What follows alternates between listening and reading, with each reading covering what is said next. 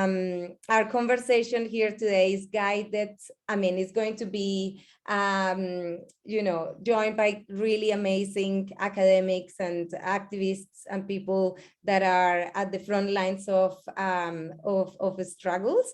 And the conversation today is also going to be guided by Joy Ayoub, who is a Lebanese writer, researcher, podcaster, and editor. Previously a MENA editor at Global Voices and Effects. He's doing his PhD on post-war Lebanon at the University of Zurich. He's also the host of the Fire These Times, a podcast dedicated to the tasks of tackling the 21st century from periphery. His work covers everything from cultural studies to human rights, futurism, and the climate emergency. And we're just so honored to have you here and to have you guide the conversation today. So over to you, Joy. Thank you for being here. Thank you, Tatiana. So I am going to start by introducing the four guests that we have here. We have 2 Syrians, 2 Ukrainians, which is a perfect ratio, I think, for this conversation. I will ask if it's okay, all speakers to speak as slowly as they can to give time for our interpreters. The team has done an amazing job getting 5 different languages at the same time. I have no idea how they managed to do this, but they did. If those listening want to listen to this conversation in any of the other languages, please check out the language button at the bottom right, I guess, for the other languages: English, Ukrainian, Russian, Spanish, and Arabic, those 5 languages. And okay, so I'm going to start by introducing our 4 panelists. Yassin Haj Saleh, who will be speaking in English, is a Syrian writer and former political prisoner. He is the author of several books on Syria, prison, contemporary Islam, intellectual responsibility, and experiences of the atrocious, quote unquote. He is the husband of Samira al-Khalil, who was abducted by an armed Islamist group in Douma in December 2013. He now lives in Berlin, and links to his essays by Yassin can be found in the chat at some point in this conversation for those who are interested. Our second speaker, Wafa Mustafa, who will also be speaking in English. She's a Syrian activist, a journalist, a survivor from detention. Mustafa comes from Maysaf, a city in the Hama Governorate in Western Syria. She left the country on the 9th of July, 2013, exactly a week after her father was forcibly disappeared by the regime in Damascus. In her advocacy, Mustafa covers the impact of detention on young girls and women and families, and a profile of Wafa can be found in the chat box as well for those who want later. Our third speaker will be Yulia Yurchenko, who will also be speaking in English. She is a senior lecturer in political economy at the Department of Economics and International Business, and a researcher at the Political Economy, Governance, Finance, and Accountability Institute at the University of Greenwich, UK. She is the author of Ukraine and the Empire of Capital, which was published by Pluto in 2017. She researches state, capital, and society relations, as well as public services, and commons with a regional focus on Europe and Ukraine. Again, everything I mentioned, any relevant links, we'll post them throughout the conversation. And finally, Taras Bilus, who will be speaking in Ukrainian. He is a Ukrainian historian and an activist of the social movement organization.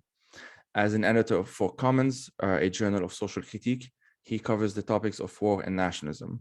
He has written recently quite a lot of articles, including a letter to the Western left from Kyiv, as well as the left in the West must rethink. To get us started, I will ask Yassin first, if that's okay, and then Wafa. So we start with Syrians and then we go to Ukrainians. We do it 50-50 as a start. If you can talk to us about what is happening in Syria and what's been happening in Syria, and obviously feel free to start where you want to start. I know this is a big ask and it's a big question. And after that, we'll go on with Wafa to maybe focus on more recent events as well.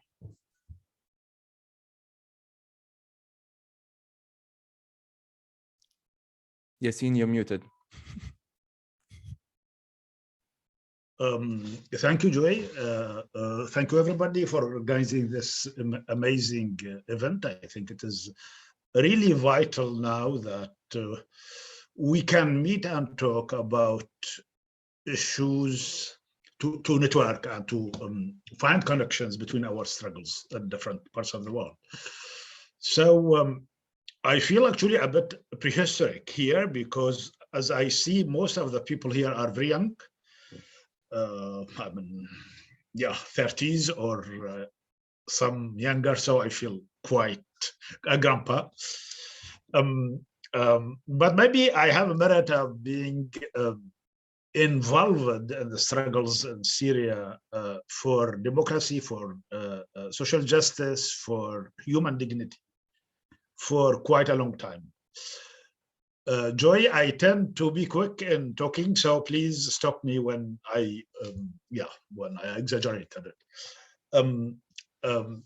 So when I was very young, I was a political prisoner for quite a good time, all my 20s and more than half of my 30s.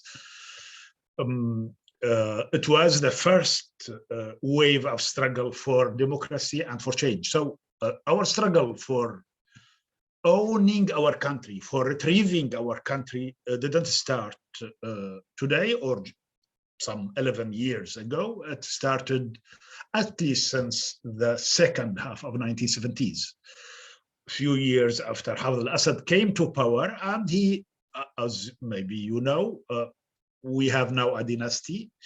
He ruled the country 30 years, and then his son ruled the country for 20 years.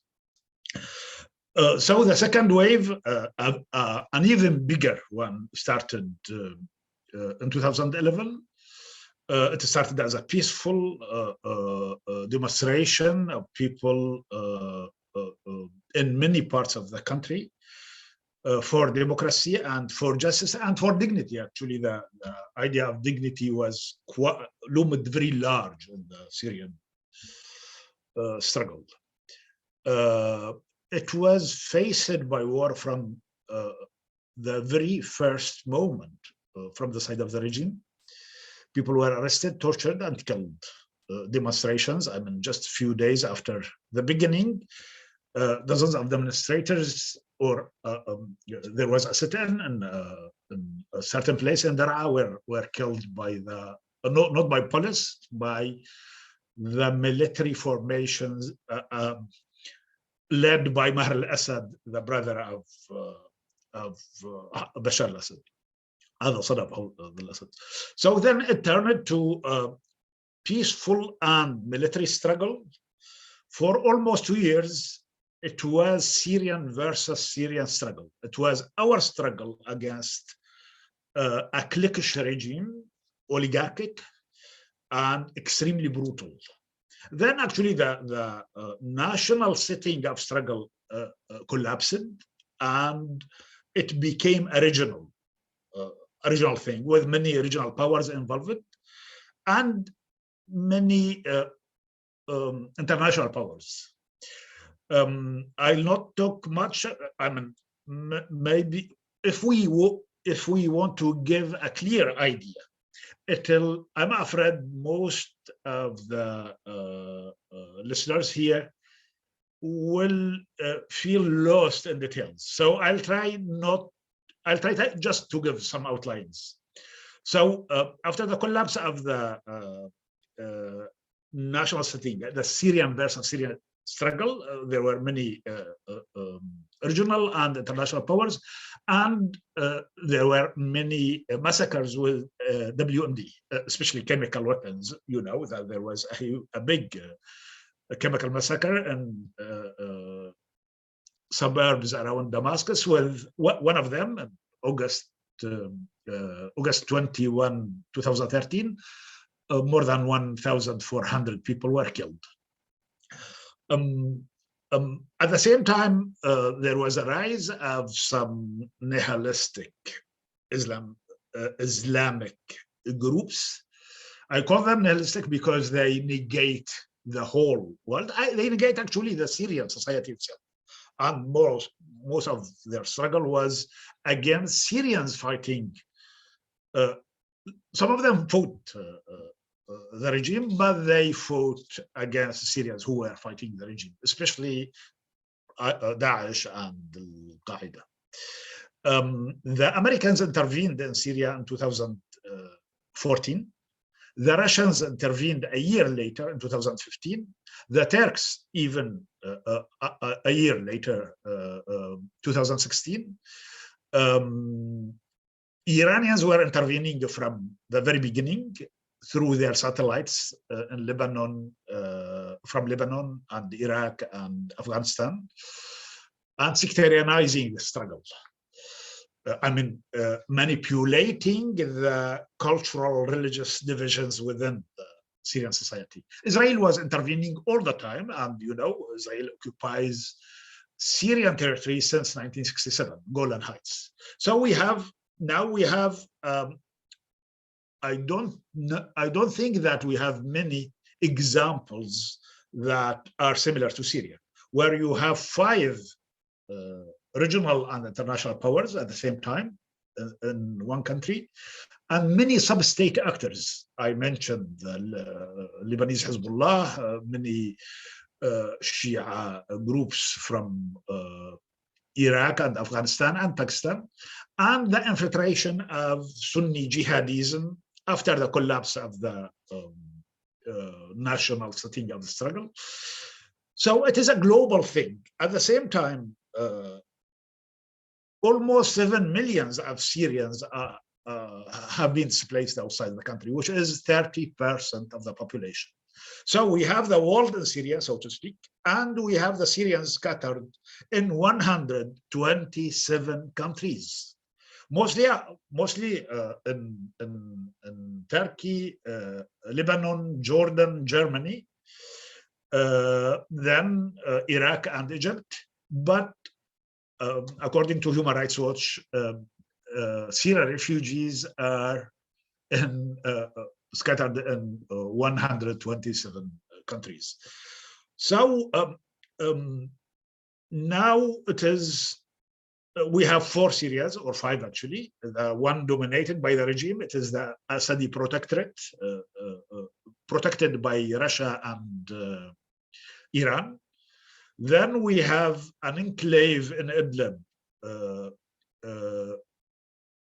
dominated by Hayat Tahrir al-Sham, which is sort of an offshoot of Al-Qaeda. Then a strip of the northern borders of Syria, occupied by Turkey, though through Syrian proxies. Then there's a region in the east dominated by the Americans, and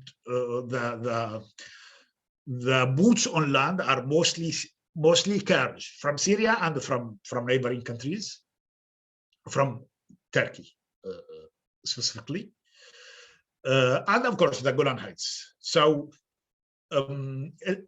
we have almost 5 Syrias, and we have Syrians everywhere in the world. I don't think that we know many examples like this. The human toll was huge.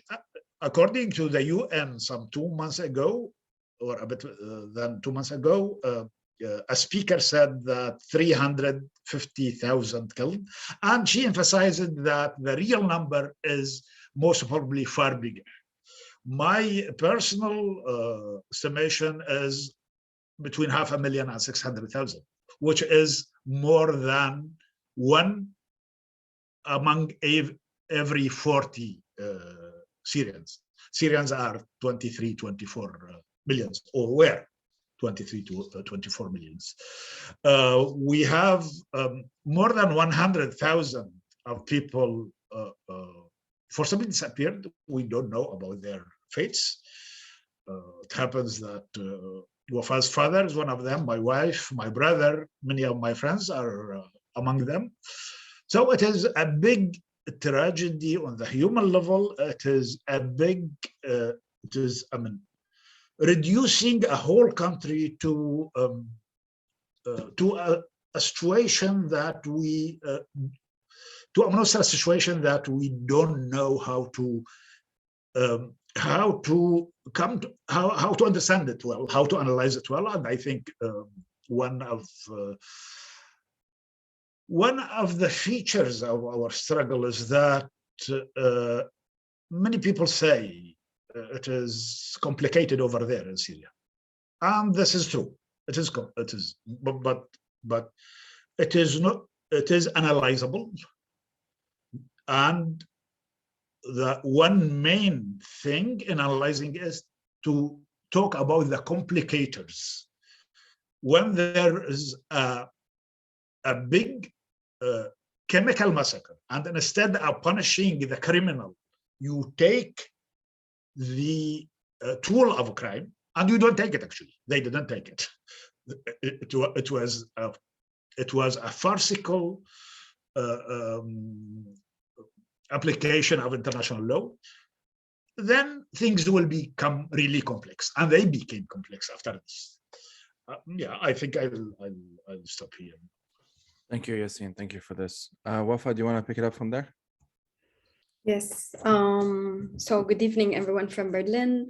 I think Yassine covered a part from what I was preparing to say, but I'll still just give some more numbers and facts. So as Yassine mentioned, I mean, first and foremost, most importantly, when it comes to Syria and when it comes to numbers, there has been many estimations from different entities regarding the numbers of deaths and detainees and those forcibly disappeared. And I think this is the most difficult aspect of the situation in Syria. Obviously, we heard many numbers reaching, 1 million of victims killed in Syria. But I mean, this is part of the tragedy that no one actually knows, and no one can actually tell. After 11 years, it's still very difficult for any party or any organization or any political entity to come up with the real numbers. But at least we know that, as Yassine said, more than half of Syria's population has been fled Syria, and at least the number I guess now is approaching 7 million people who are internally displaced, and 2 million of them are actually staying in camps, intended camps with limited access, obviously, to basic services. And as Yassine also said, the biggest number of refugees outside Syria are staying in neighboring countries: Turkey, Lebanon, Jordan, and Iraq. But as for February this year, it was said that 14 million Syrians inside Syria were in need of humanitarian assistance, and this is according to the UN. And about 5 million are classified as being in extreme and catastrophic need, and more than 12 million are struggling to find enough food each day. I mean, I usually do not really speak numbers, but I know today that we have a very diverse audience. I know, and I also know that we all don't really like numbers. But I think, to give an overview, I mean, these numbers are huge, and obviously, I mean, each of us have families still in Syria. And when I say more than 12 million people are struggling to find enough food, I know that because my family is one of these families. And I know that because my friends and people who I grew up with call me sometimes to say that we are very embarrassed, but could you please support, because we spent the last week with no food. And this is unfortunately the reality. And I mean, talking about education, unfortunately, became some kind of luxury in Syria, not only because a huge part of schools in Syria were destroyed, actually targeted, not only randomly destroyed, they were targeted by the regime and by the Russian airstrikes, but also because many families were for the sake of their children's safety, did not send them to schools for years. I mean, it's this, when we talk about destruction, you know, whole cities are destructed in Syria. Aleppo is a very clear and unfortunately very similar to what we are now seeing in Ukraine. And it's heartbreaking. Talking about hospitals, I mean, according to Physicians for Human Rights, it's said that we reached a point where only half of Syria's health facilities are functioning. I mean, I just want to, unfortunately, I have to come to the point where we talk about negotiations. After 11 years, everything failed. Countless rounds of negotiations,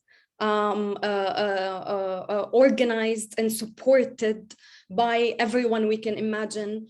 They all failed. Last thing we had was an invitation to form, to actually write a constitution, which many Syrians did not actually support, but I think it started like a couple of years ago, and recently last year, Geir Pedersen said that it's a huge disappointment. But I think, I mean, to me, it's most importantly, I mean, at least this is the overview, but when it comes to daily life, even for us, like those who live in exile, I've been living in Germany for now 6 years, but my daily reality is Syria and is about Syria. And as this is something that many people who live in exile say, that I am physically here, but I'm mentally and emotionally still in Syria.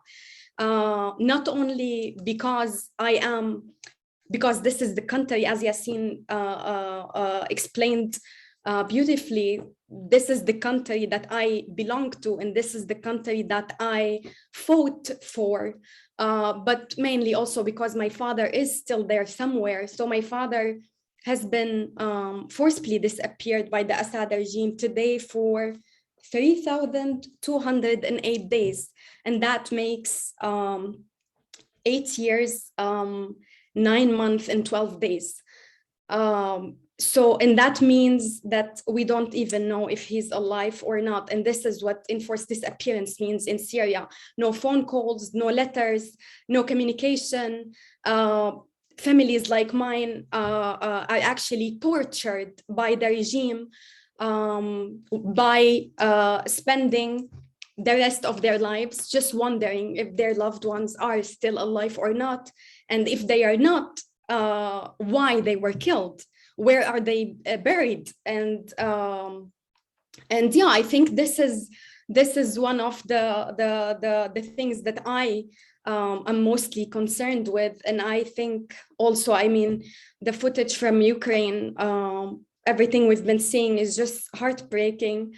It's, to be honest, I'm mostly disappointed because I did not wish that to happen for anyone else. I wish that the world didn't let us down, but they did. So I'm here today, and I'm very honored, but I am also very, I don't know, I feel, for some reason, I feel ashamed. I should not be, because I am not the international community. I did not fail anyone.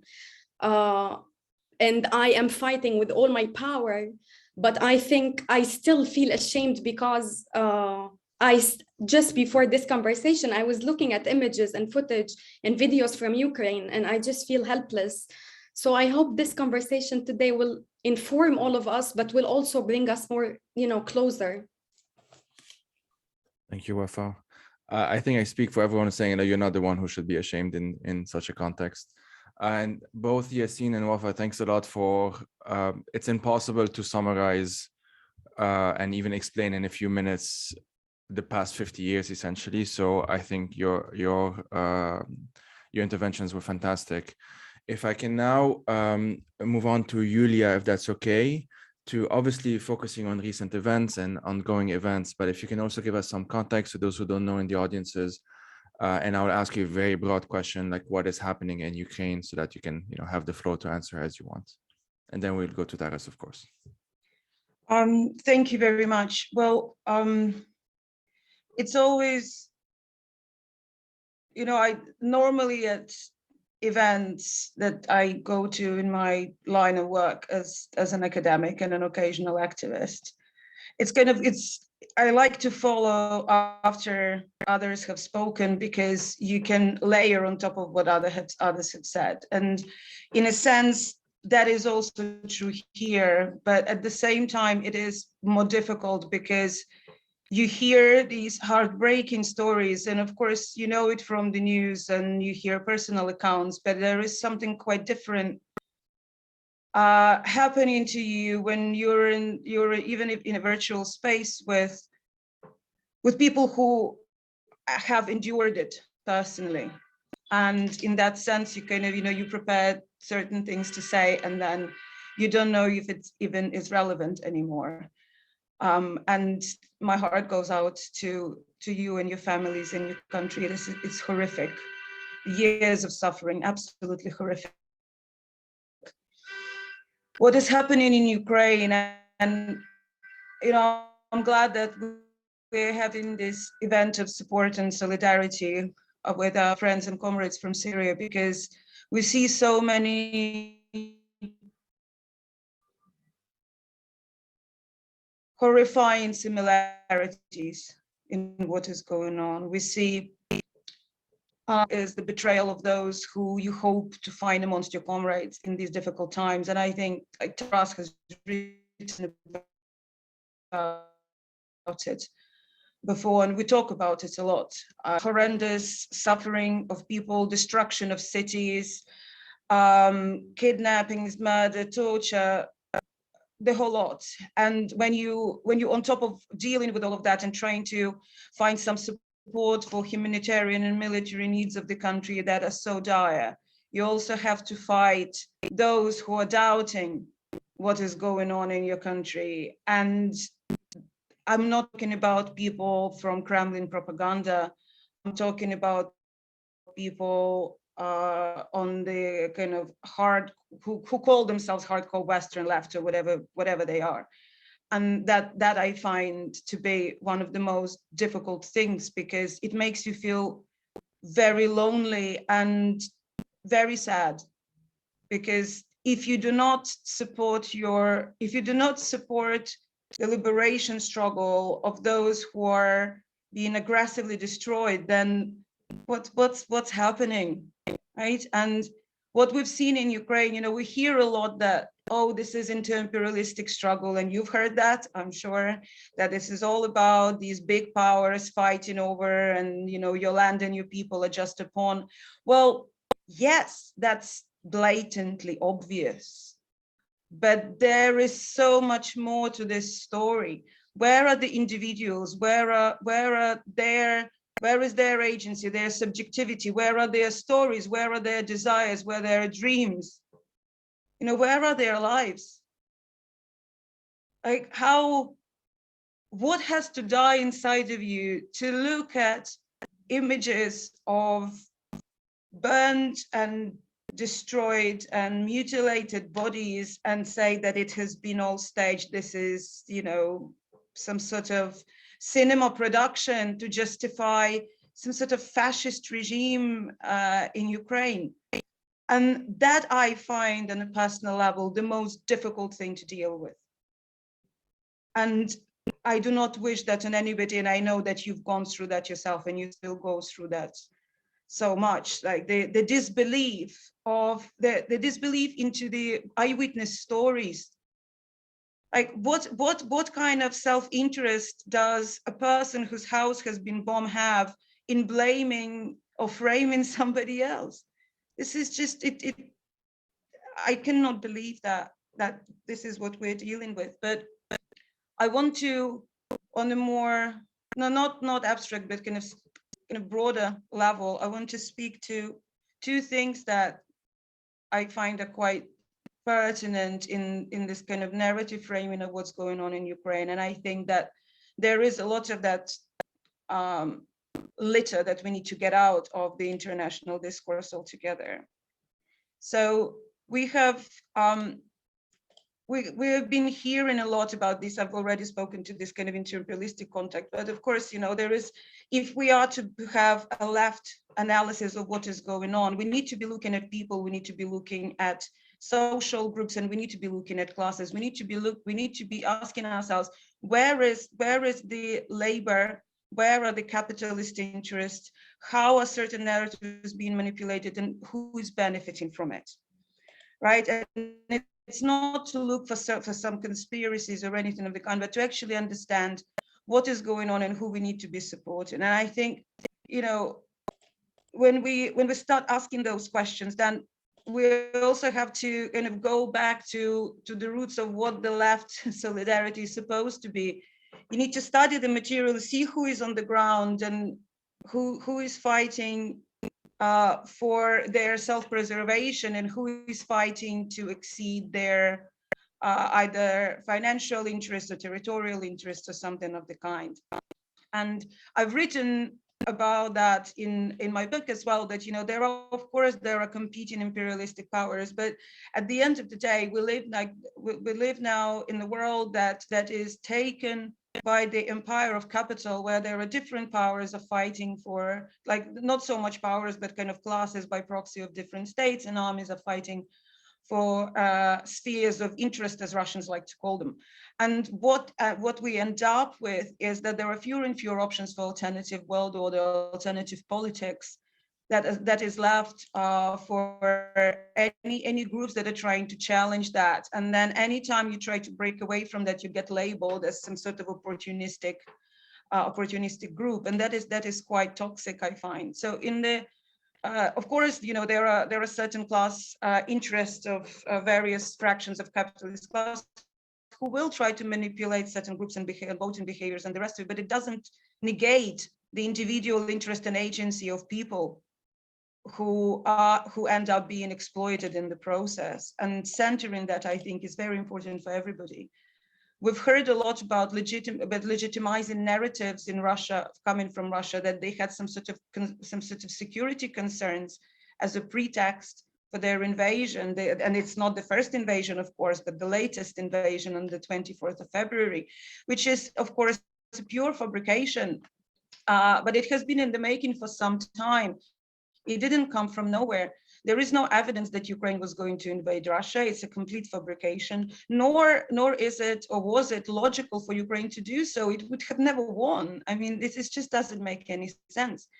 Instead, Russia kept amassing troops on Ukraine's border for years, and especially since Zelensky became president, because Putin saw him as weak and believed that he saw that Zelensky naively thought that negotiations will get you anywhere. Well, you do not negotiate with somebody who has new imperialistic ambitions around you. And we've tried 8 years of communications and negotiations. It simply doesn't work. Putin only recognizes hard power.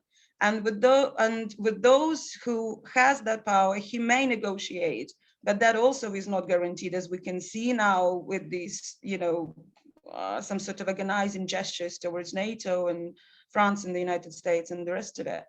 Russia's invaded Ukraine 8 years ago. We're in the 9th year of it now. It has been infiltrating the local population and sending sleeper agents in the preparation for Ruski Mir and Novorossiya project for years before that. Russian TV propaganda channels and political technologists have been fabricating this narrative that negates Ukraine's national, linguistic, and cultural identity as separate from Russia for decades. Russia may have some concerns, as they do say, but those are mainly about losing control over and access to Ukraine's economy and the Black Sea deep water port, Sevastopol, as they said in 2014. But those are neo-imperialistic concerns, not security concerns. And having negotiations around that is completely ridiculous. And what we see now is that mask of pretend concerns and diplomacy and this kind of brotherhood has slipped altogether. We see that there's been an evolution of this narrative of freeing Russian speakers from supposed Nazis who staged a coup in Ukraine in 2014 and eventually sort of build some sort of anti-Russian banderite regime, which again is a complete fabrication. We have seen, yes, of course, there are some right-wing elements in the country. There are some battalions that have been more Nazi and then they kind of mellowed. That's undeniable. But to say that Ukraine is overrun by kind of far-right parties, well, let's look at the French election a few days ago. Imagine if an equivalent of Le Pen's party gathered as many votes as it did in Ukraine. What kind of narrative would that have been? Like, the right-wing parties have never had nearly that level of success. They actually, electorally speaking, they have lost support of population after the first invasion. So we need to be having these kind of, I think, sometimes, complex and also contradictory narrative. Like, there is no such thing as pure protest, pure revolutions. Everybody agrees, everybody carries the red banner, and we're going to be building communism, and that's the only revolution we can support. It never happened, and I doubt it ever will. And that kind of ridiculous non sequitur naivety of some on the left internationally really baffles me. It really does. Like, when we hear narratives about denying Ukrainians weapons to defend their country from Russian aggression on the basis that there is Azov battalion in Mariupol, I mean, like, what did people in Bucha do, or in Sumy, or in Kharkiv? So they deserve to be annihilated because there are some nasty people in the country, and it simply doesn't make any sense to me. So these kind of, like, we need to be thinking about how to, in terms of building international solidarities, we need to be doing this very difficult work of tackling these nonsensical narratives that deny that, together with under the blanket of their anti-Americanism and anti-NATO sentiments, which a lot of are very fair, let's be honest, but there is more to the story than that. Like, you cannot use your anti-Americanism and anti-NATO sentiments to justify denying weapons to Ukrainians to defend themselves, or Syrians for that matter, right? It absolutely doesn't make sense. There were a couple of cases of trade unionists, in Greece and in Italy, refusing to load weapons that were directed to Ukraine, and that was paraded as some sort of heroic deed because they were risking their jobs. And it's like, what, keep your jobs. Like, we do not need solidarity like that. And then when last Saturday, there was a demo organized by Ukraine Solidarity Campaign, which I'm a part of, and I'm also part of Socialny Ruch together with Taras. There was a demo in London with the support of the biggest unions in the country. And that demo was supported by Socialny Ruch from Ukraine, and it was supported by the Confederation of the Free Trade Unions of Ukraine. All the text and the slogans were agreed. And the attacks on that we saw from some of the so-called leftists in social media and in their own publications has been absolutely outrageous. It's like, so what, these workers don't have the ideas you like them to have, so you will not defend them? It really is quite something else. So I think, to me, in terms of healing and going forward, because I realize I've been speaking for a while, we need to be building solidarities, not least through listening to each other and allowing those who are fighting tell their story, not projecting some 100-year-old templates of what we expect certain things to look like. Do what historical materialists are supposed to do: study the material, then develop your bloody theory. Do not go with your theory book where you don't even speak the language and you've never stepped your foot before. That is something, amplifying the voices of those who are in the middle of the fight, those who have suffered, asking people what life they want to live and then helping them to build it. This is what we need to be doing together. And I agree with the general sentiments of this event: being careful with each other, being mindful of each other's trauma and suffering, listening. And if we sometimes overstep certain boundaries, apologizing and asking how to take it further ahead. This is the kind of left. This is the kind of solidarity that we need to be building, and only then I think we have a fighting chance at tackling this hydra of capitalist interests that are ripping apart our world in their greed in destroying our planet and our societies and families and our gardens and our homes, just so that a few more bucks can be made. So let's build those, and I'm really happy that we're making these connections today. Thank you so much for inviting me and for listening. Thank you so much, Julia. Okay, finally, Taras, please, and just a reminder just for later, if you can speak just a bit slower for our interpreters. So far it seems to be okay, but just in case. Taras, go for it. Добрий день. Дуже дякую організаторам за запрошення і за організацію цієї зустрічі. І велике спасибі перекладачам. Я співчуваю, що їм зараз, я так розумію, доведеться робити подвійний переклад ще й на інші мови. Мені важко уявити, як це буде. От. І я, перш за все, я би хотів подякувати всім сирійцям, які висловили підтримку за ці 1,5 місяці війни. І Україну багато хто підтримав у світі. Були величезні демонстрації, але те, що люди, які перебувають в настільки скрутному становищі, теж висловлюють з нами солідарність, було, мабуть, найбільш зворушливим. Я не знаю, я теж в ситуації, коли я готувався говорити одне, а зараз, якщо чесно, я не впевнений, що саме розказувати. Ну, оскільки Ясін і Вафа, вони дали такий більш історичний контекст, я може теж тоді додам, що в чомусь там от наші історії схожі, просто у нас все якоюсь мірою почалося з Майдану в 2013 році, який був, в принципі, теж частиною тієї хвилі масових протестів у світі, що і арабська весна, і сирійська революція, зокрема. Але нам пощастило в цьому плані більше. У нас Майдан переміг, на відміну від сирійської революції. Режим Януковича було повалено.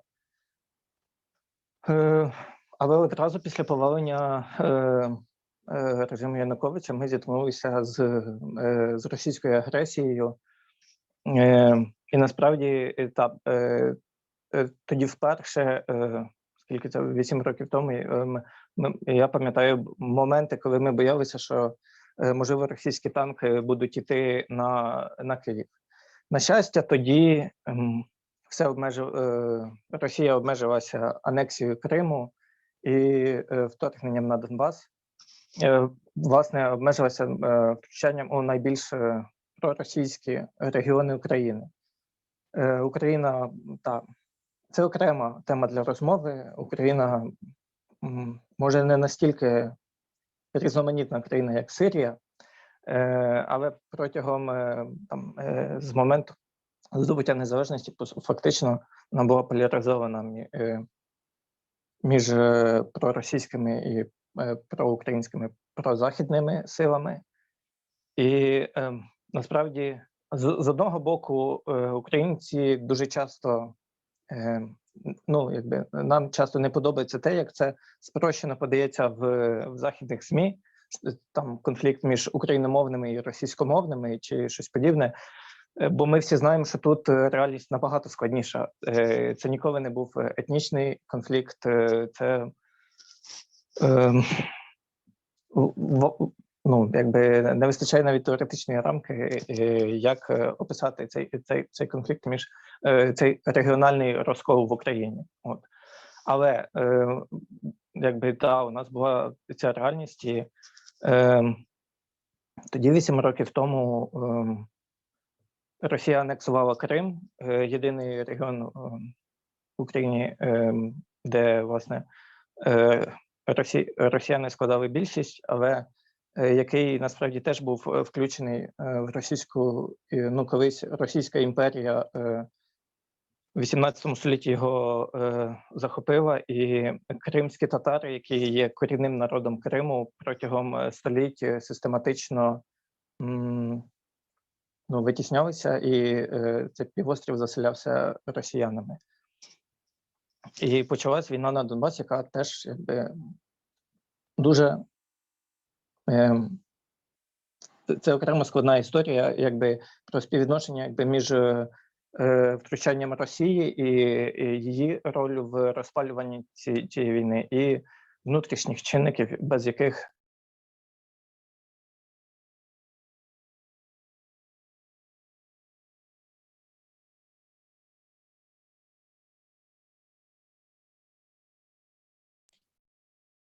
Зв'язок пропав, Тарас.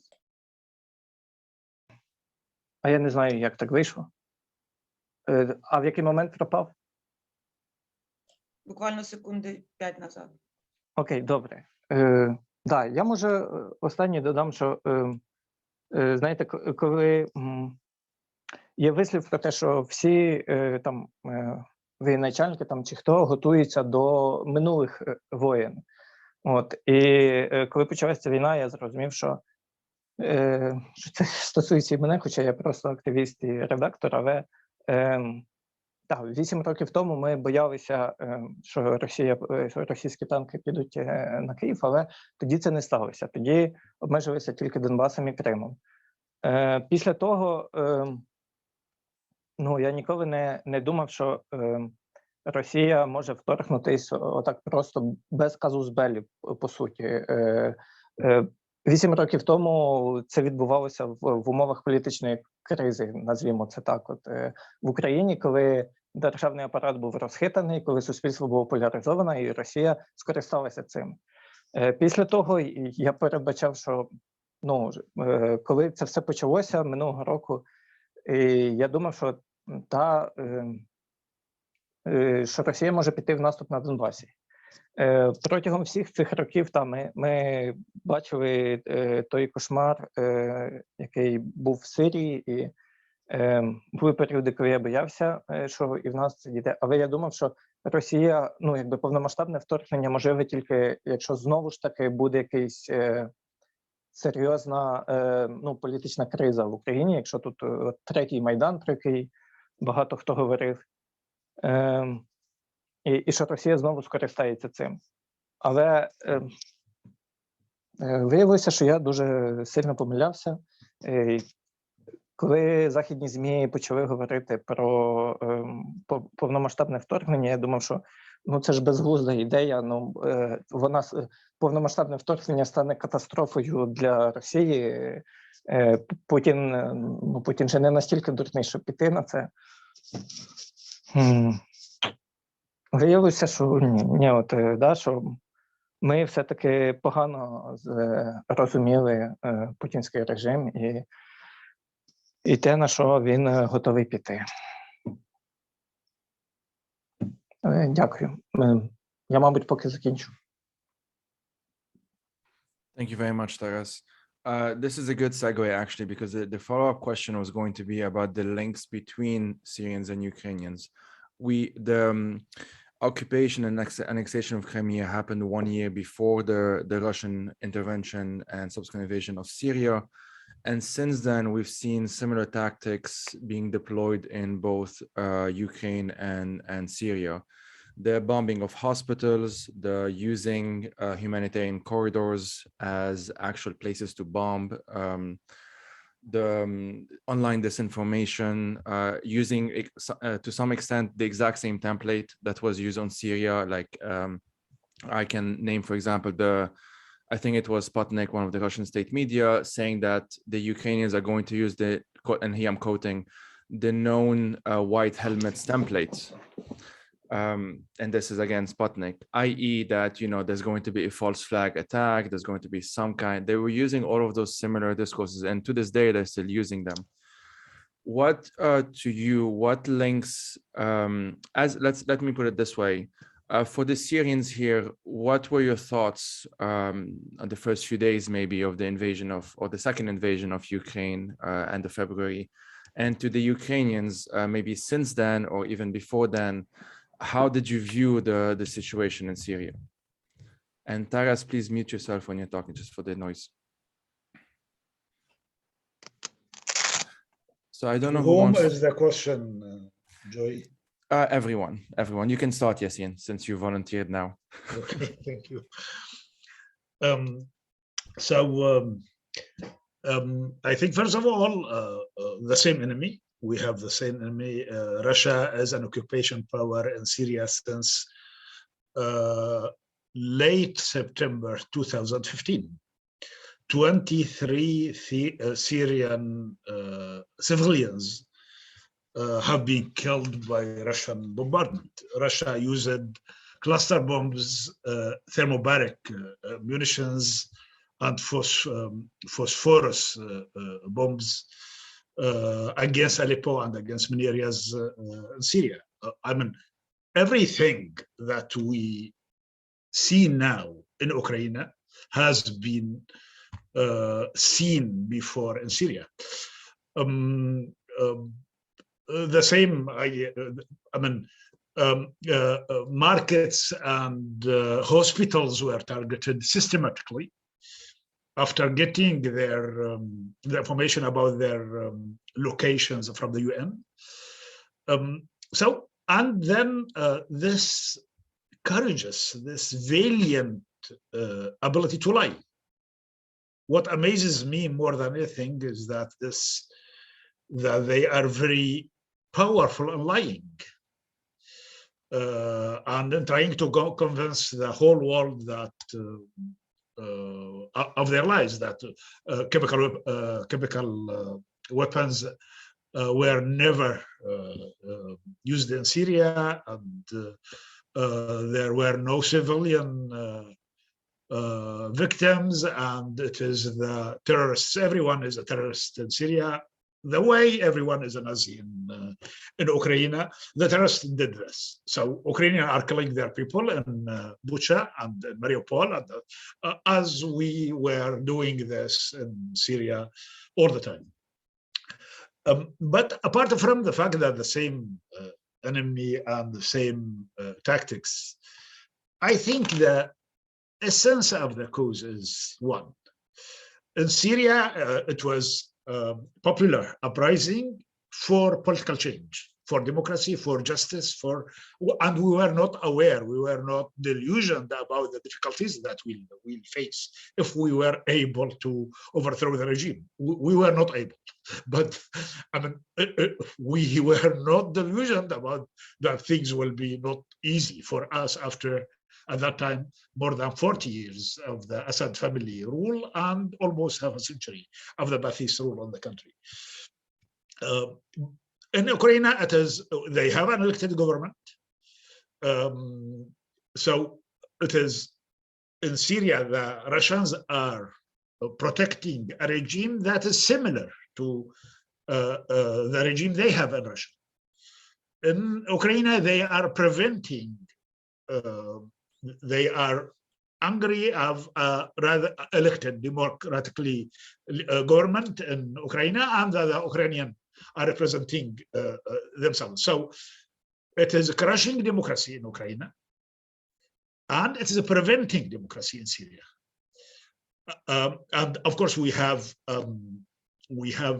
a monstrous and a traitor regime that made this possible in Syria. It started killing its people, then invited foreign powers to help to this killing, to this murder feast. Now, so in Syria, I mean, it is far more, this is not a very optimist observation. It is no more about democracy only. We lost our first independence. I mean, independence from colonialism is lost because we failed to implement our second independence, which is independent from tyranny, which is democracy. And we see it clearly. Now Syria is occupied, divided and occupied. It is again in Syria national liberation. It is self-determination. And this is a point that many people, I'm sorry for the translators, I am so sorry. I just, yeah, I'll try to be slow now. So it's okay.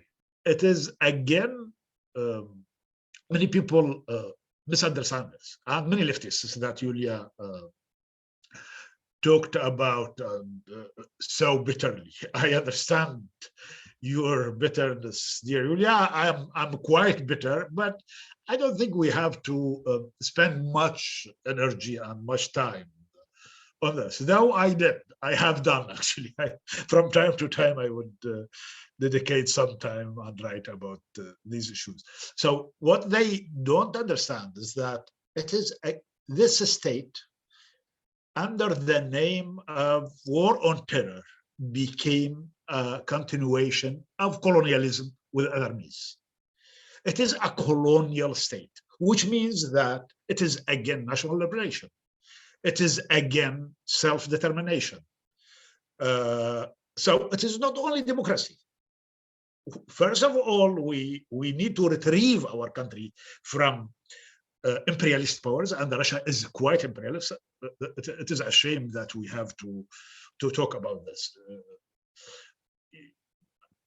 The main difference, however, I'll not take much time.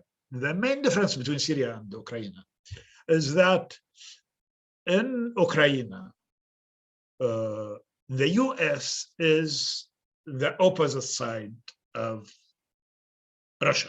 They are not fighting the Russians. They are against no-fly zone. They will not give Ukrainian warplanes, but they are against Putin. And in a way, they are helping.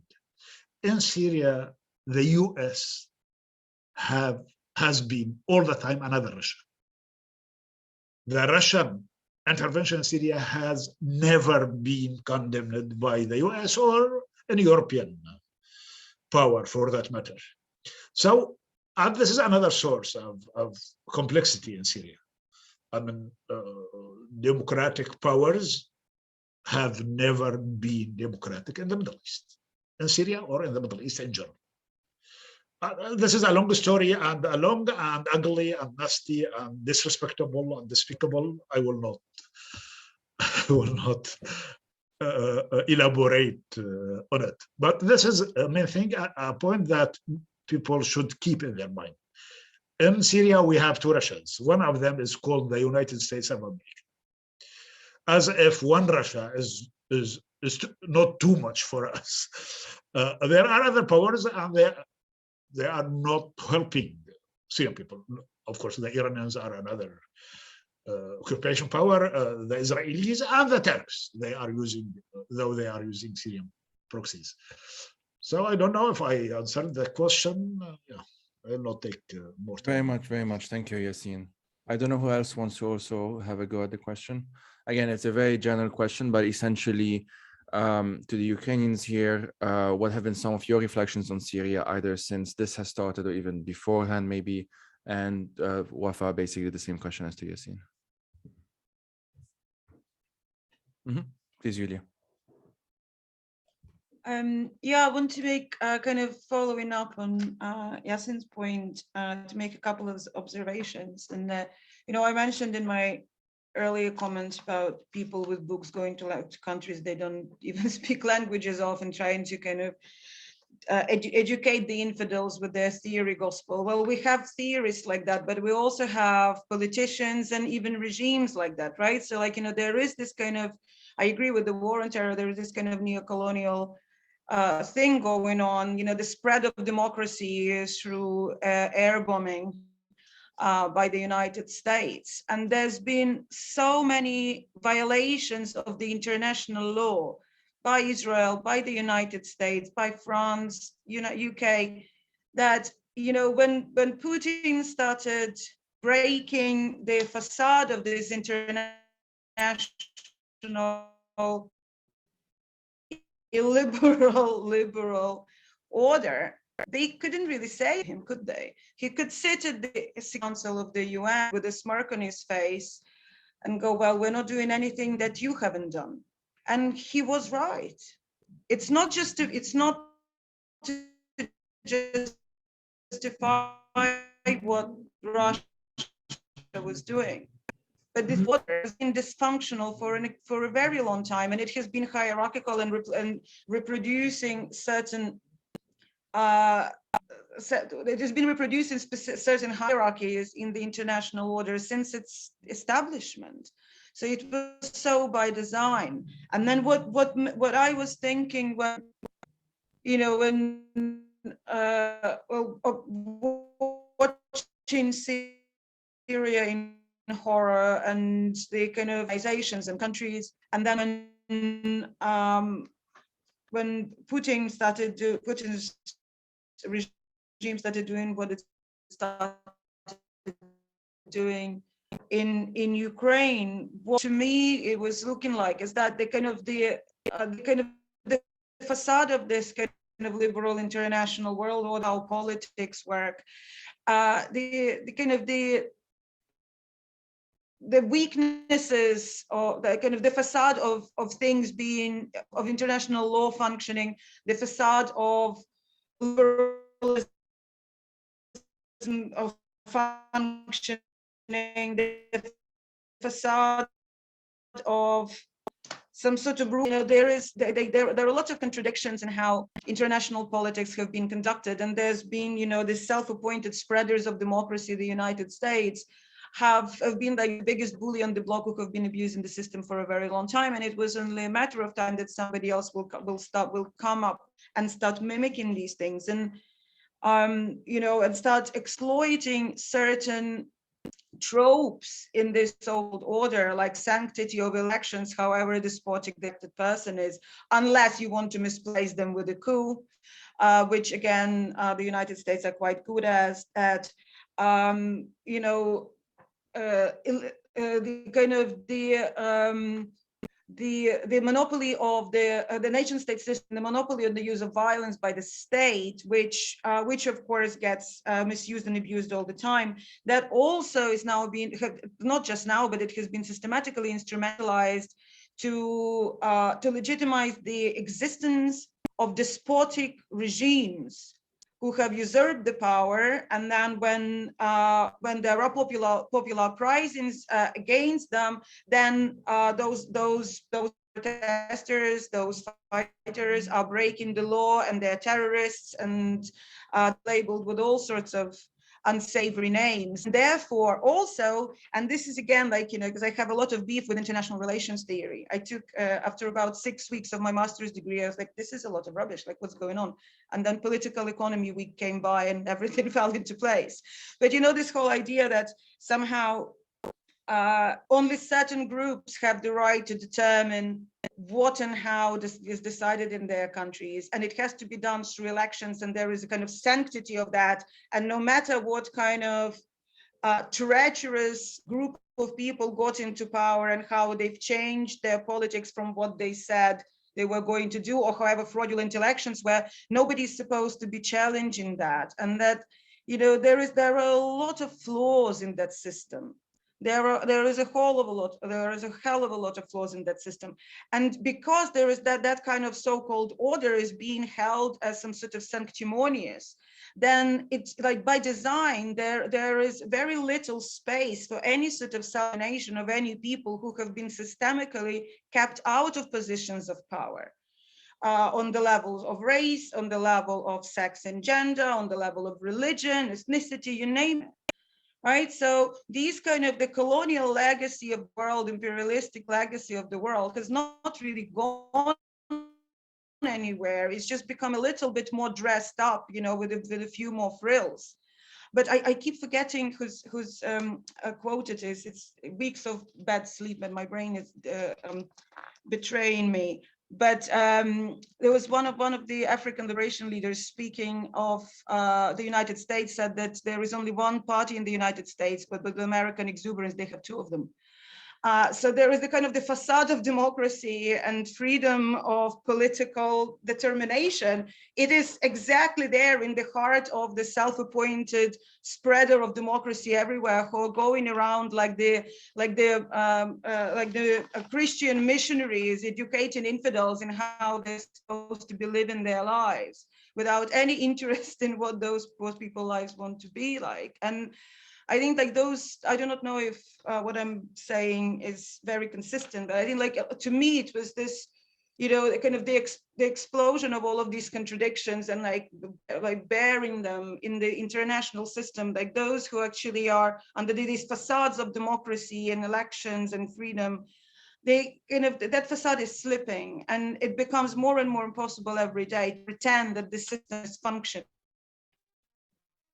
And I think in that, like, and this is what the hope, like in this whole kind of, in the core of the myriad of international conflicts, there is a hope that with every next one, it becomes more difficult to pretend that the system actually is fit for purpose.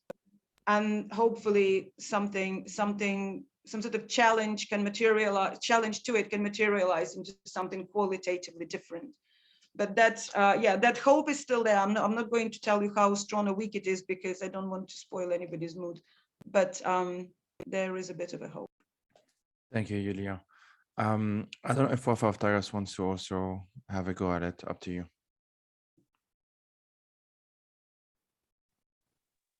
Taras? Yeah. Ну, я можу, якщо вам. Ну, по-перше, я хотів сказати, що ну, я не так багато знаю про Сирію, на жаль. І те, що я бачив,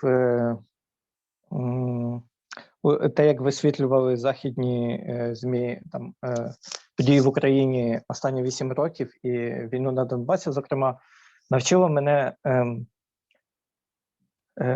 обережно говорити про конфлікти в інших країнах, якщо ти добре не розбираєшся. Тому що те, що писали якби люди з Заходу, які не сильно розбираються в місцевому контексті, іноді було просто важко читати. Тому, так, на жаль, мені важко порівнювати, бо я не так добре знаю ситуацію там. Але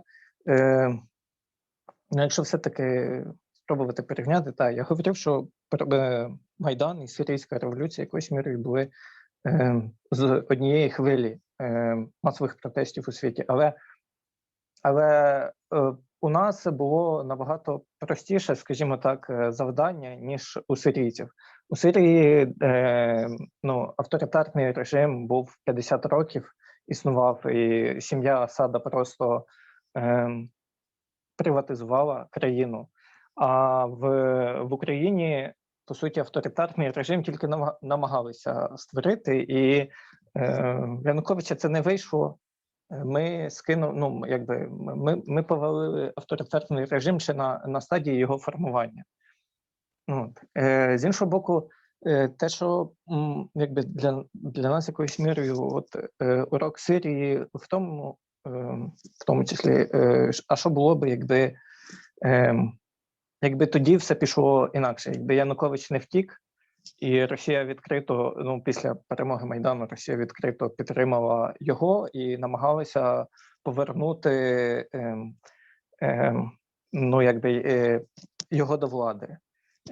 І так, це в тому числі якби для нас урок, що, знаєте, в Україні багато хто після Майдану був розчарований результатами Майдану. Постмайданівський, там, багато надій, з якими люди виходили на вулиці і боролися проти режиму Януковича, багато надій не справдилися.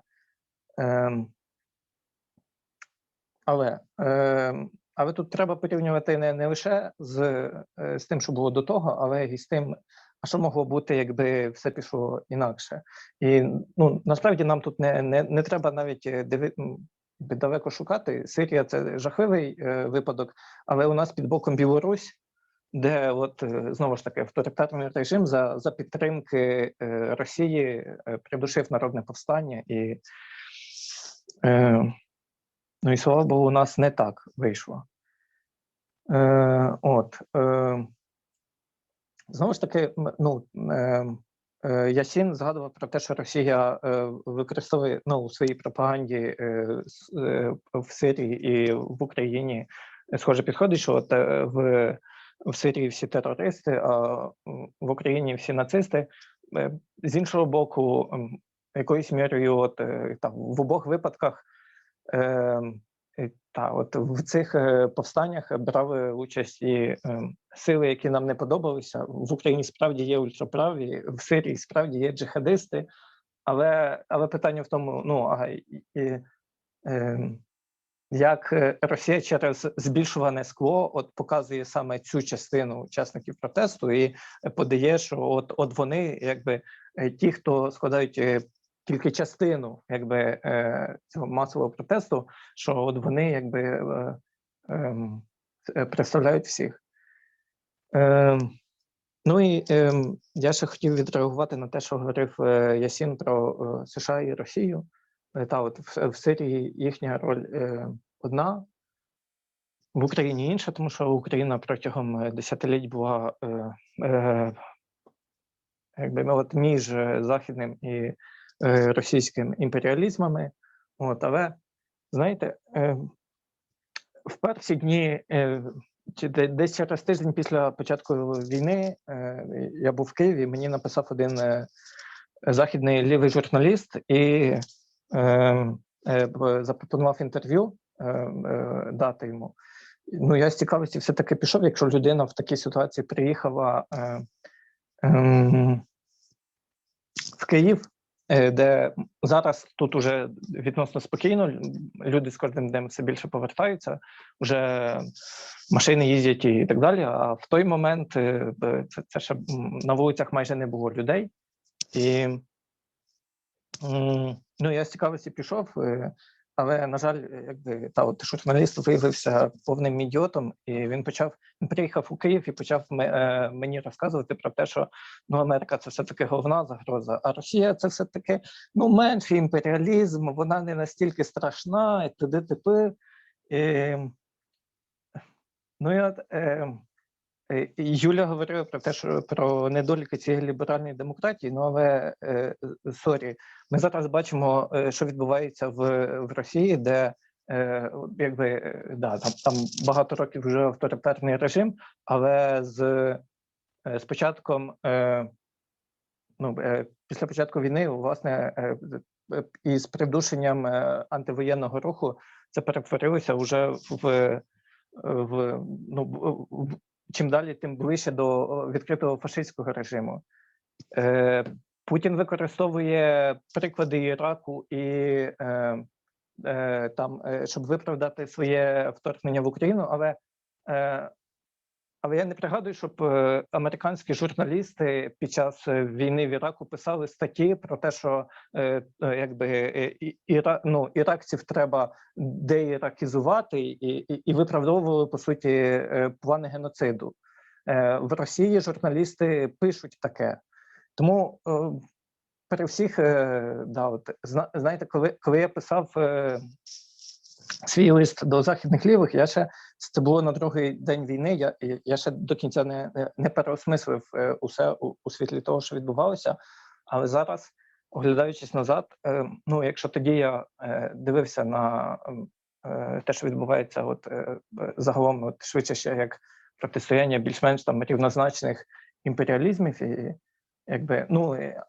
але для України це однозначно є один імперіалістичний агресор, і ми йому чинимо опір. То зараз я думаю, що те, що робили США і вторгнення в Ірак і все інше, це однозначно злочини, і однозначно там варто боротися за те, щоб були міжнародні трибунали і це все засудили, але якоюсь мірою це має таке саме значення зараз, як і британський і французький і колоніалізми на початку Другої світової війни. Нам нікому не треба було підтримувати британський і французький імперіалізм, щоб підтримати війну, власне, союзників проти нацистської Німеччини. І так само і зараз. лівим не треба підтримувати американський імперіалізм, щоб підтримати поставки зброї Україні і вимагати посилення санкцій. Я думаю, це те, що прогресивна громадськість має робити і має вимагати. Зараз зовсім інше. При цьому ми розуміємо, що з тим самим міжнародним трибуналом, якого ми б хотіли для Путіна і для загалом російських воєнних злочинців, США, Британія і Франція, мабуть, неохоче будуть сприяти створенню міжнародного трибуналу, тому що це може бути потім використано як прецедент проти їхніх злочинів. Так само ми всі бачимо, як Росія використовує право вето в Раді безпеки ООН, і при цьому розуміємо, що буде важко змусити США щось змінити з цим, тому що вони теж користуються цим правом вето. Вони хочуть зберегти своє привілейоване становище. Але я все-таки сподіваюся, що, можливо, ми зараз в ситуації, коли міжнародний порядок заснований на правилах у найбільшій кризі за багато десятиліть. Але мені здається водночас, що зараз, як сказати, вперше за багато десятиліть водночас є шанс, наприклад, справді змінити ООН і зробити щось із цим правом вето в Раді безпеки ООН. І для цього треба міжнародний тиск. Яскравий приклад – це те, що вперше за 40 років після початку російського вторгнення в Україну була застосована резолюція ООН «Єдність заради миру», і питання України було перенесено з Ради безпеки на Генасамблею. Це те, чого, я так розумію, сирійська опозиція вимагає вже не перший рік, але сирійцям не вдалося цього добитися. Я думаю, тут якоюсь мірою Україні і прогресивній громадськості загалом зараз якраз момент, коли треба тиснути на західні уряди і щоб вони зробили, все-таки пішли на цей крок. Я, мабуть, все. Дякую за увагу. Thank you, Taras. Wafa, do you want to have a go at it as well? Yeah, the three of them said mainly everything I wanted to say, but I wanted to share something more. 2 years ago, I also didn't really know much about Ukraine before I left Syria. 2 years ago, during the pandemic, I watched Winter on Fire, which is the film by Netflix that actually documented the revolution in the Maidan in 2013. And I mean, especially after the revolutions, especially after I fled, I am interested in films, and I watched many things, on similar fights for freedom and liberation movements, and I think I can honestly say that was one of the most intense, relevant, powerful, and touching things I've ever seen. I mean, I was aside from all that, from the fact that it is actually beautifully shot. It is very honest, very powerful, but I think the main point was that it's very similar to what I know. They're speaking a different language. They are in a different geography, but it feels so similar. The boy that said, I've never went to school, but now the Maidan is my school. The activist who was one of the first activists to be shot in the Maidan, and the collective sadness, the collective grief of this activist, the way people organized themselves in the Maidan. this is not just, this is not something I take for granted, and this is not something I see and I watch as a film and then I just forget about. It stayed with me, but today more than ever, it also, to be honest, because I watched this one film and I learned a little bit more about Ukraine and I saw actually their fight, their longing for freedom, their power, their strength, their sacrifices. Now, when that's one reason that made it even more difficult for me now when the invasion started, because it's not only a war that has just started. To me, it felt like a place that I know, and it just immediately came to my mind, all the places I've seen, all the faces I've seen on that film, and because at that point when I watched that, as Taras said, I was very happy that it was not like Syria. And I'm being completely honest, I was very, very happy. I was even more, it gave me hope. I was very happy that, and I was even more hopeful that, yes, one day we might go back to Syria, we might take over squares and Maidans again, and we might also achieve what Ukraine achieved. Well, I mean, so that also made it even more difficult for me now when the invasion started. But to be honest, also one main point was that it made me feel that that I'm losing hope on Syria, because I thought that I felt that we were pushing Syria's case a move forward. I thought that with the support of other people, we would just move it a step forward. But then now, everything that we actually, in the past few years, we've been, as activists, we've been talking about the danger of normalizing Assad regime, the danger of letting Assad go away with his crimes, the danger of not stopping Russia.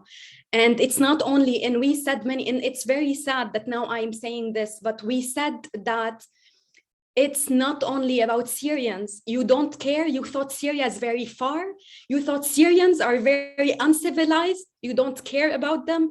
Well, first, they are here now. They're in Europe. They live in your country. And they're here and they're loud. And they don't stop and they're not keeping silent. But unfortunately, it's crazy that politicians in governments did not know that not stopping Russia in 2015 and not stopping Assad regime sent a clear message to Putin and to all dictatorships all over the planet that please do whatever you want, bomb your own citizens, use chemical weapons against them, kill them, detain them, besiege them, it's fine. You will just be called a president, you will be welcomed. Sometimes we would just release a statement saying that we don't accept that and this is not fine and you are violating human rights, and we will take actual steps. 11 years after that, we're still just seeing raised eyebrows, empty statements, empty words, and nothing has changed. And this even makes me more angry, unfortunately. But as I'll conclude by saying that, as Taras said, this is why I'm more determined now, not only because I believe in general that our fights are connected all over the planet. Some people tell me that this is very romantic idea of fighting for freedom. And unfortunately, Ukraine proved that it's not that romantic. It is practical and it is realistic, because we would have maybe not seen what is happening in Ukraine today if Russia was stopped a few years ago. And today, if we need to stop Russia in Ukraine, we need to prosecute Russia and Putin for their crimes, because that will definitely move Syria's case a step forward, and that will definitely prevent Putin and prevent other dictators and other tyrants all over the planet from thinking that they can still commit crimes and get away with it.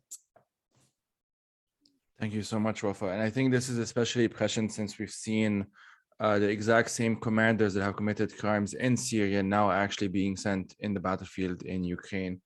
I forgot the name, but one of the major commanders was one of them, and we've seen many photos and footage of Russian soldiers who were in Syria who are now physically in Ukraine. We're gonna slowly, or rather quickly wrap it up, not wrap it up, but wind down, because we have about 25 minutes and we're going to include a couple of questions as well. So before doing that, I'll just ask you a question that it's broad and it's gonna be very difficult, but if possible, stick to like 2 or 3 minutes, just so we give time to the rest, which is the following. What are the possibilities for association and collaboration in the future? We've spoken about all of the problems, we've spoken about, you know, missed opportunities, maybe we might say, and so on and so forth, between Ukrainian and Syrians and between the rest of the world, obviously. But now what can we do? What are maybe practical, what are hopeful suggestions, or what have you? And let me know if this wasn't clear. If it is clear, Yulia, if it's okay, you can start.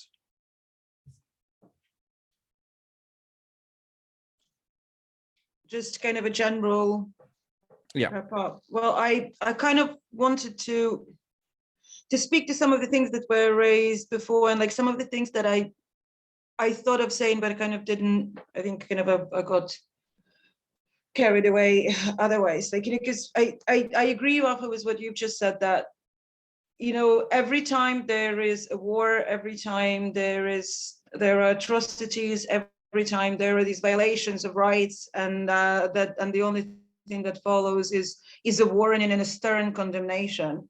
There is further enabling of further violence, and there is not just that, there is emboldening of the perpetrators of that violence.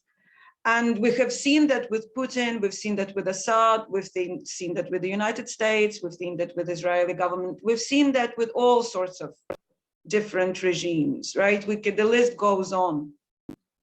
And I agree that, you know, the current stage of war of Russia against Ukraine, because again, we're in the beginning of the 9th year now, that could have been prevented. The strength of reaction that we're seeing now, we should have been seeing in 2014. Why was it acceptable to chop off parts of Donbass and Crimea? But how much? And you know, we had a resurfacing of that kind of discussion before the actual the next wave of invasion that started on the 24th of February, where we've seen comments coming out from the United States saying that if there is only a minor incursion into Ukraine, that there will be these consequences. If there is major, then there is those. And you think, well, first of all, there's already been an incursion that's 8 years old, and it was called war.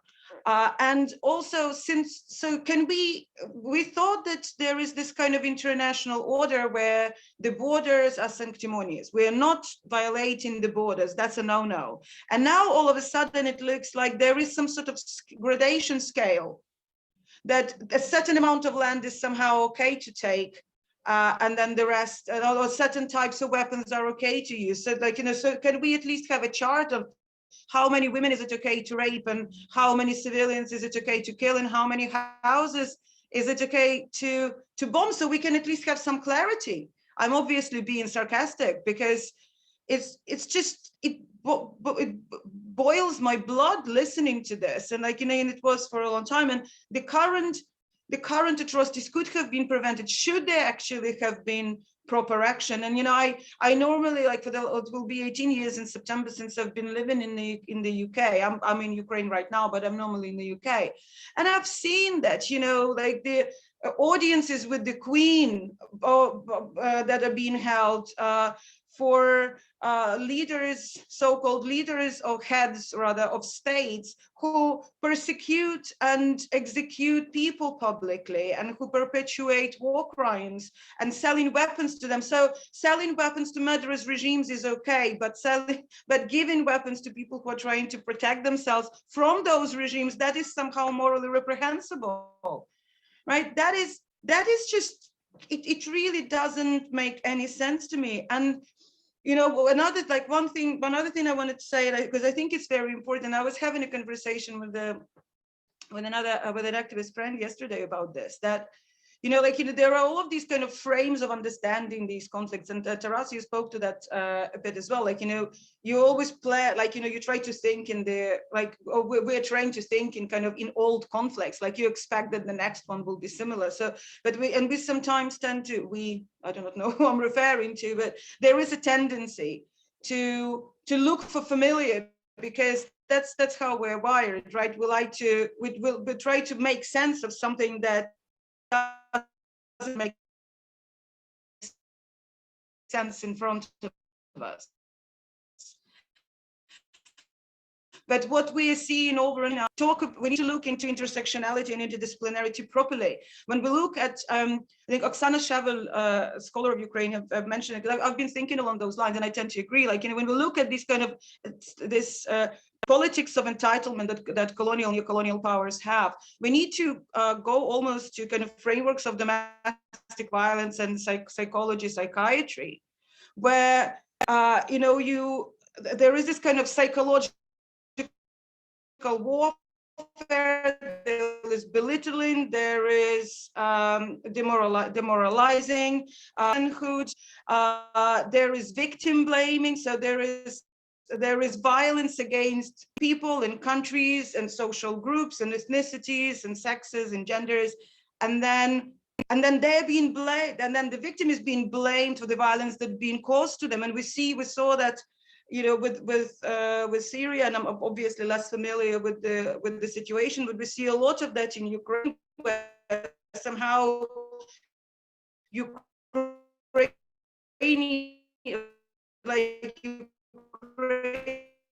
Ukrainians forced almost Russia to come and bomb its cities. Abusive relationships patterns, that makes sense, and in that framework it makes sense. Right, the sense of entitlement, the inability, and a combination of inability and unwillingness to accept that you do not have a right over the other person or country or city. That is something that we need to be also thinking about. And we saw that actually in this kind of international discussions about what to do with Ukraine, that we need to appease Putin and give him a bit more of Ukrainian territory. But what does that even mean? You do not appease a bully. Why? When did it become acceptable? But also, I've read it from some leftists, and I heard it from the Stop the War Coalition and some Ukrainian so-called leftists, that maybe some territory is okay to give away to Russia as long as it preserves civilian lives. And I'm like, wait a minute, no. First of all, that's already happened, and we know what happened in those territories. We know the persecution, we know the torture, we know the kidnappings, we know the destruction of industry and environment. But also, I'm sorry, how are we going to decide which Ukrainian cities and which Ukrainians is it okay to give away to Russia? How are we even having this conversation? It is not okay, and it pains me to see the destruction that is happening in my country today.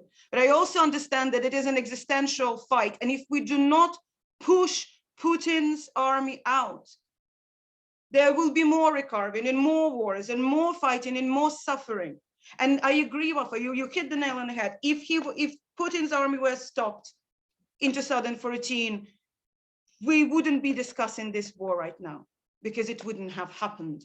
And the international so-called community of leaders have failed in this instance. It's not the only one, and I'm aware of that very painfully. But in this specific case, there was a systematic failure. There was a failure, and it's very systematic and emblematic of myriads of failures. And I hope with my friend Taras in a uniform, because he shouldn't be in the military, he should be doing his amazing scholarly work. Right. Sorry, Taras, I didn't want to put you on the spot. Sorry. It's getting late and I'm getting emotional here. No, it's understandable. And Yulia, thanks a lot for this. If I can ask the others, we have about 15 minutes and we're going to include at least one question from the audiences. Just kind of your final thoughts, I guess, wrap up as much as you can. I don't know who wants to start. Wafa, I guess you can start. Or Taras, please go for it. And then Wafa and then Yasin. Дякую. Я спробую коротко. Я згоден з Вафою, що, мабуть, головне, чим українці можуть зараз допомогти сирійцям, це перемогти у цій війні, і може, якби це змінить міжнародну ситуацію і дасть можливість змінити щось і в Сирії. Але водночас, я думаю, що один із головних, якоюсь мірою наш обов'язок зараз, в момент, коли стільки уваги було приділено на міжнародному рівні Україні, наш обов'язок якось і посилити ваш голос і нагадати про Сирію, наскільки це можливо. У нас не так багато можливостей для цього, але я думаю, тут в першу чергу ви маєте нам сказати, як ми можемо вам допомогти, як ми можемо посилити ваш голос, які вимоги ваші ми можемо підтримати, і так далі. І останнє, я хотів відреагувати на репліку Ясіна про те, що не треба намагатися переконати західних антиімперіалістів, які далі пишуть всякі ідіотські тексти. Я з ним все-таки не згоден, тому що якоюсь мірою когось ми не переконаємо, але просто в Україні ліві доволі слабкі і маргінальні. І одна з причин, чого я все-таки писав той лист до західних лівих, в тому, що я все-таки вірю, що нам треба подолати капіталізм, і глобальний соціалістичний рух має бути тим суб'єктом, який має це здійснити. І на західних лівах лежить велика відповідальність. І нам треба щось зробити з цими ідіотами, щоб вони щось зрозуміли. І якби ми тут слабкі, але вони це найбільша аудиторія якоюсь мірою, для якої наше слово має хоча б якесь значення. І нам треба з одного боку намагатись переконати їх, а з іншого боку, я думаю, всі ці, я можу сказати, що для мене були дуже корисними тексти, власне, Ясіна, Лейли Аль-Шамі, які допомогли краще зрозуміти проблеми з цим.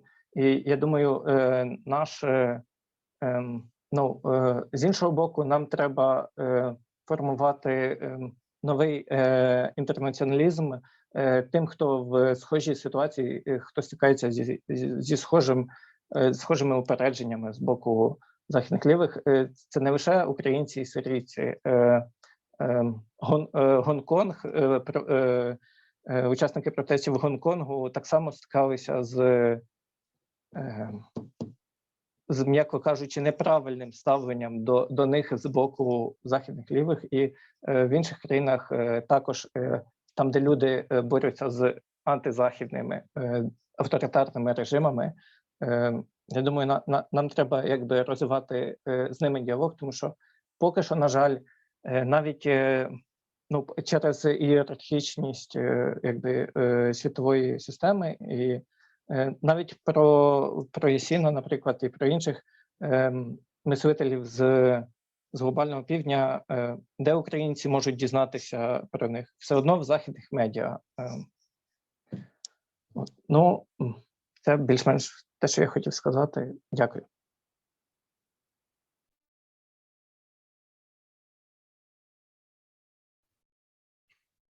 Shall I go? Yes, please, Wafa. Sorry, I had an internet issue. Go for it.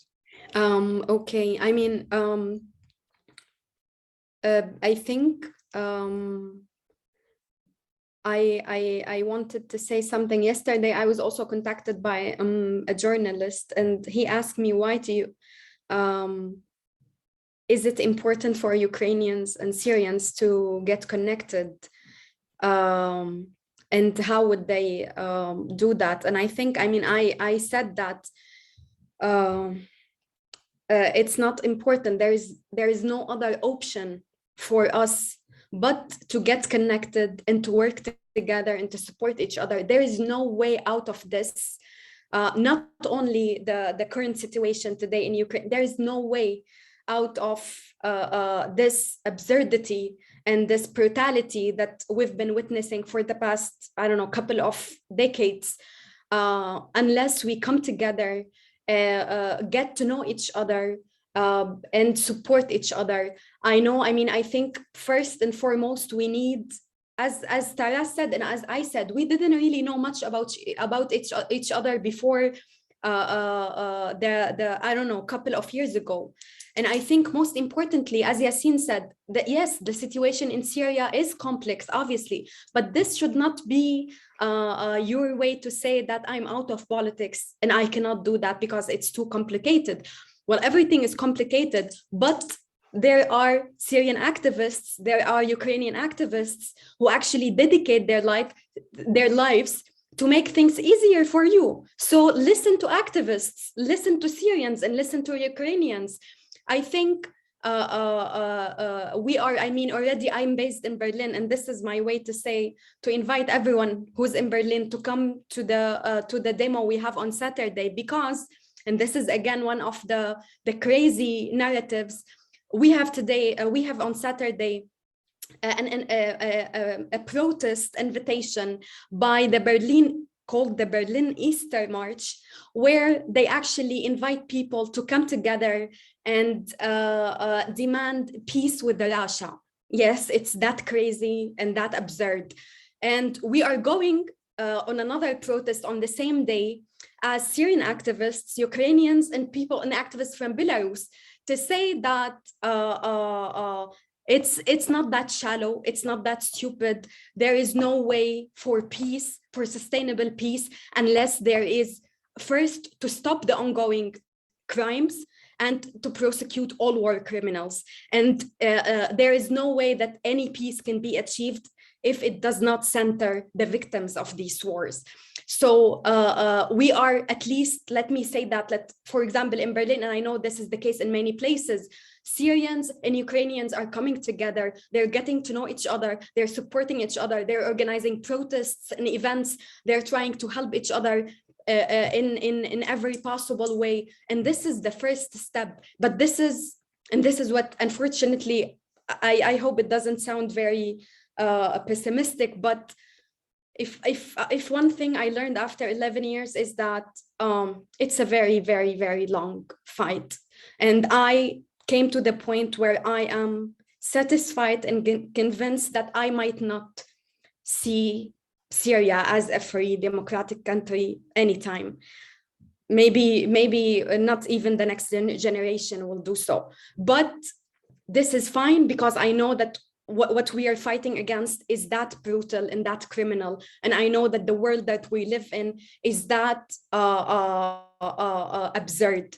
But I think we fight today together. Ukraine is fighting today, every day, and we are still fighting in our own way, maybe in a different, less bombing, less clashes, but each of us from their own position, because we know that there is no way that brutality and tyrannies and dictatorships will last. There is no way they will rule us forever. There is no way that we will keep being slaves for capitalism, for imperialism, and for dictatorships. There is no way that this is gonna just be the reality of next generations. And I think this is, to me at least, this is a fair enough hope that keeps me fighting on daily basis.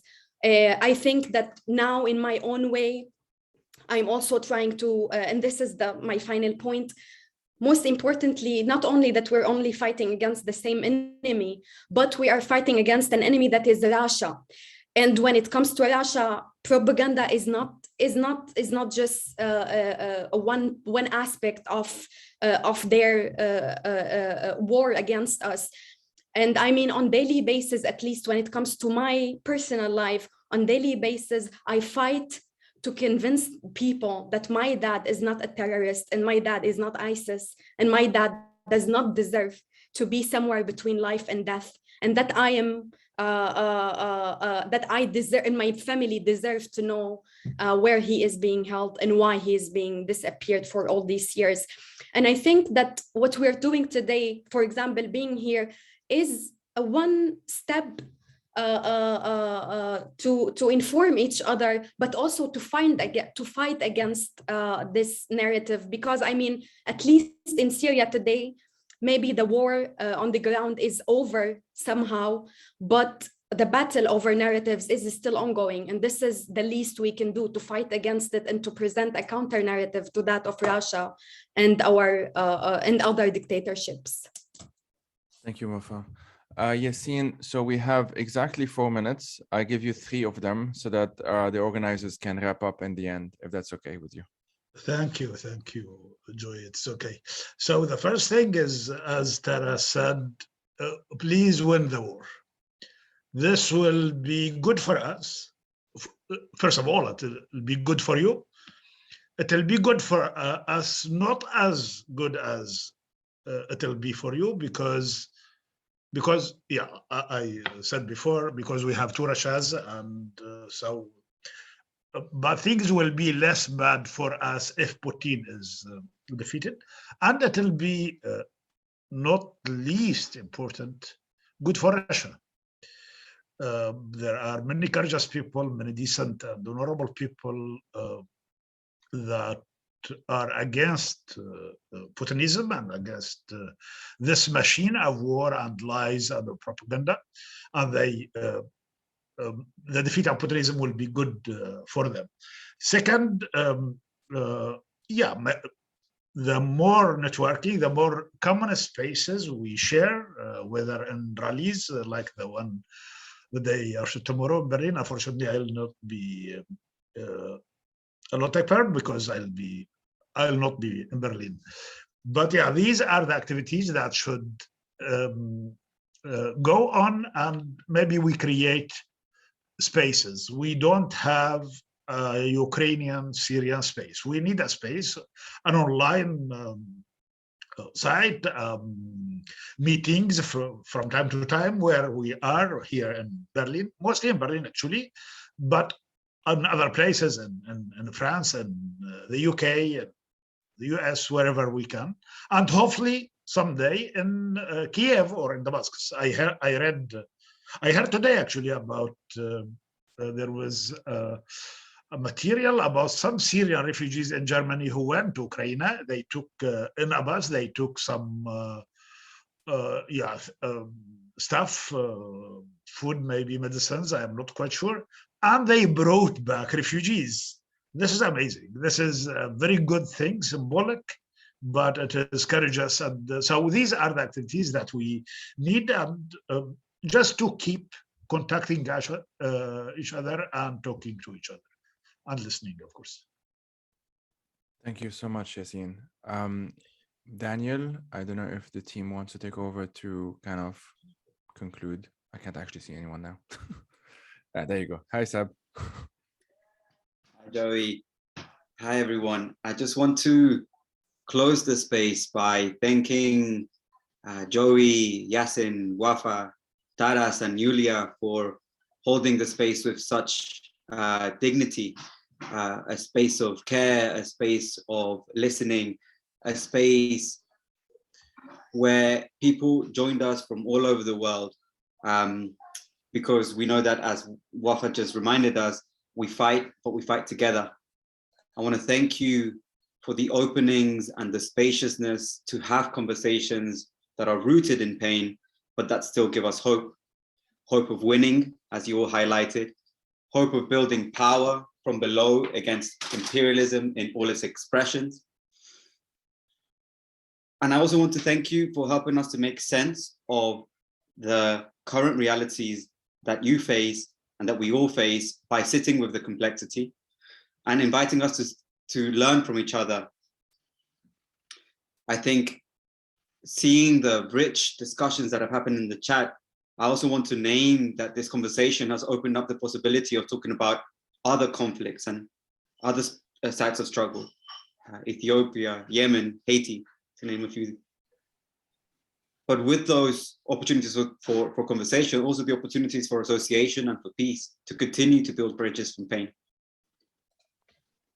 I want to thank our interpreters. I'm going to name them so you know who they are. Mikhailo Turianitsia, Yana Dusak, who are interpreting into Ukrainian, Carla Davidson and Maria Jose Castro, who are interpreting into Spanish, Christine Reyes and Jocelyn Mugams, who are interpreting into Arabic, and Sasha Komarova and Marina Mintsikovska, who are interpreting into Russian. Thank you for your commitment to linguistic justice and your brilliance. And finally, I want to thank all of you, our audience, for being here today. As Joey already mentioned, there were over 200 people who joined us.